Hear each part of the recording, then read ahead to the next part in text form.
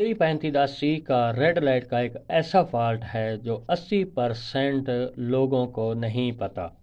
हमारे वोल्टेज भी ओके होते हैं, तमाम वोल्टेज और सॉफ्टवेयर भी ओके होता है, हमारे मेन चिप भी ओके होती है, हमारी रैम भी ओके होती है और ये वाली रेजिस्टेंस भी ओके होती हैं, लेकिन फिर भी रिसीवर रेड लाइट पे रहता है।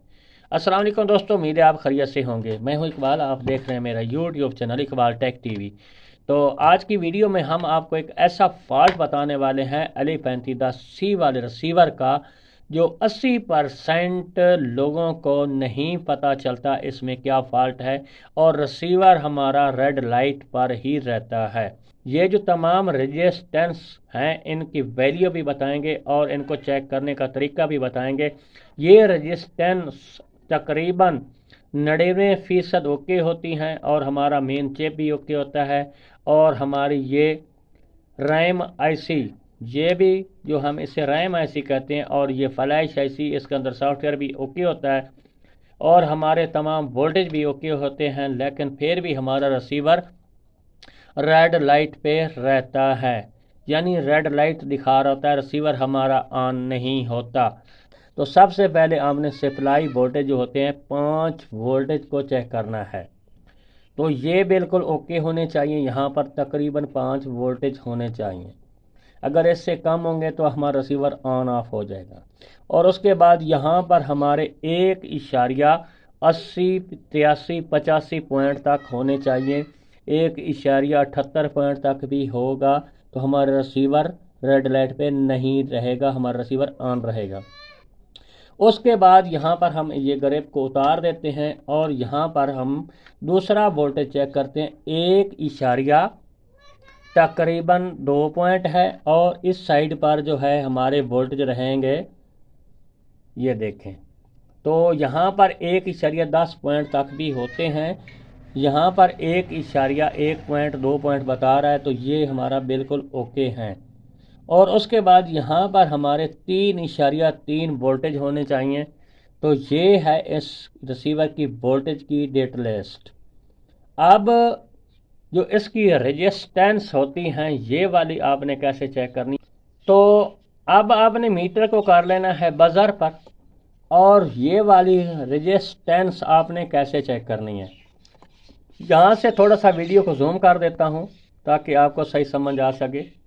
तो यहाँ पर जो पहले नंबर पे एक रेजिस्टेंस खड़ी है, तो ये आपने ऐसे करना है चेक इसको। तो आपने मीटर को बाजार पे कर लेना है।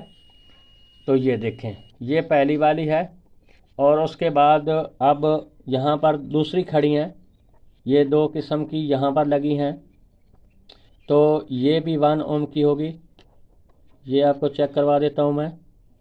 ये वाली इस साइड पर, ये देखें जी, ये वाले, और उसके बाद यहाँ पर ये देखें। अब जूमिंग करके आपको समझा देता हूँ मैं एक बार। आपने मीटर को बाजार पे करना है।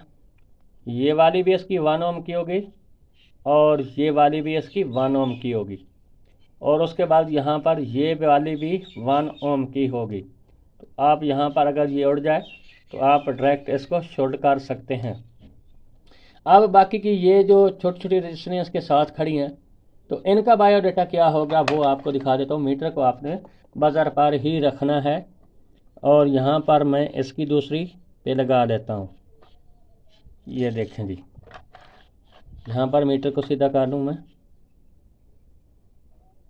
ये देखें जी, बाकी की तमाम की वैल्यू जितनी भी रेजिस्टेंस खड़ी हैं, यहाँ से लेकर ये वाली और ये वाली, इनकी वैल्यू यही रहेगी। ये आपको मैं चेक करवा दूँ। ये देखें, तो यही वैल्यू, इन तमाम रेजिस्टेंस की वैल्यू यही रहेगी। ये देखें, सिर्फ इन तीनों का, यानी कि ये 1 ओम है। तो यहाँ पर मैं आपको चेक करवा देता हूँ। ये देखें, ये देख सकते हैं, ये इस साइड पर खड़ी है और ये इसकी इस साइड पर खड़ी है 1 ओम, ये देख सकते हैं। और इसकी यहाँ पर सबसे पहले वाली रजिस्टेंस यहाँ पर खड़ी है, ये देखें। तो हमारा मीटर थोड़ा सा इधर हो जाता है, ये देख सकते हैं। अब हम आ जाते हैं उस फॉल्ट की तरफ जो हमारा एक ऐसा फॉल्ट है जो आप रिसीवरों को कबाड़ में फेंक चुके हैं। तो यहाँ पर देखें जी, जूमिंग कर लेते हैं वीडियो को और ज़्यादा। ये देखें, यहाँ पर एक कैपेसिटर खड़ा है और यहाँ पर लिखा है R18। वीडियो सही नज़र नहीं आ रही, लेकिन यहाँ पर लिखा होगा R18। हम सही करने की कोशिश इसको कर रहे हैं।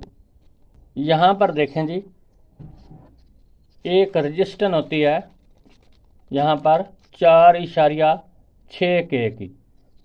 तो अक्सर औकात ये रजिस्टेंस ख़राब होने की वजह से हमारे यहाँ पर मिली वोल्टेज नहीं बनते।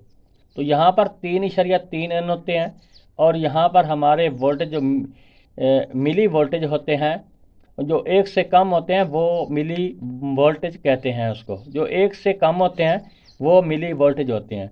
तो हमारे यहाँ पर 3.3 और यहाँ पर हमारे मिली वोल्टेज में वोल्टेज आते हैं, लेकिन यहाँ पर हमारे मिली वोल्टेज नहीं आते। जो हमारी ये जो रजिस्टर ये ख़राब हो जाती है अक्सर औकात, या हम सॉफ्टवेयर को लगाते वक्त, फ्लैश आईसी को लगाते वक्त ये हमारी जो रजिस्टेंस है ये उतर जाती है, तो हमारा जो रिसीवर है वो रेड लाइट पर रहता है। तो इस रजिस्टर को आप किसी भी बोर्ड से और से उतार कर 4.567 वो दिखाएगा रीडिंग। तो आप इस रजिस्टर पे इस रजिस्टर को रिमूव करके आप लगाएंगे तो आपका रिसीवर ऑन हो जाएगा। तो हमने रिसीवर को ऑन कर लिया है, ये देख सकते हैं। तो ये वाली इसकी रेजिस्टेंस है और इसको आपको मीटर के ज़रिए चेक भी करवाएंगे कि ये कितने के की बनती है मीटर पर, कि क्या शो करती है। तो हम इसके आपको मिली वोल्टेज चेक करवा देते हैं। सबसे पहले यहाँ देखें जी, कुछ नहीं शो हो रहा, तो हम मीटर को मिली वोल्टेज पे कर लेंगे। ये देखें, तो अब हम यहाँ से इसको चेक करते हैं। तो यहाँ पर देख सकते हैं जी, ये हमारे वोल्टेज आ रहे हैं 85 के दौरान, तकरीबन 85 के लगभग आ रहे हैं ये मिली वोल्टेज। और अब हम इसको 20 पे कर लेते हैं, तो यहाँ पर हमारे 3.3 वोल्टेज इन हो रहे हैं। तो ये रजिस्टेंस ख़राब होने की वजह से हमारे अक्सर रिसीवर रेड लाइट पे रहते हैं और उसके बाद हम रिसीवर को फेंक देते हैं। तो अब हम इसकी पावर को ऑफ कर देते हैं और इसकी वैल्यू भी आपको चेक करवा देते हैं। यहाँ पर हम 20K पे रखेंगे इसको, और अब हम इसकी आपको वैल्यू चेक करवा देते हैं। ये देखें 4.71 पॉइंट बता रहा है, यानी यहाँ पर हमने K पे रखा है 20K पे, तो ये 4.71 दिखा रहा है। तो ये है इस रजिस्टेंस की वैल्यू। तो ये रजिस्टेंस ख़राब होने की वजह से हमारा पूरा रिसीवर जो बेकार हो जाता है। तो इसलिए ये वीडियो बनाना बहुत ज़रूरी थी।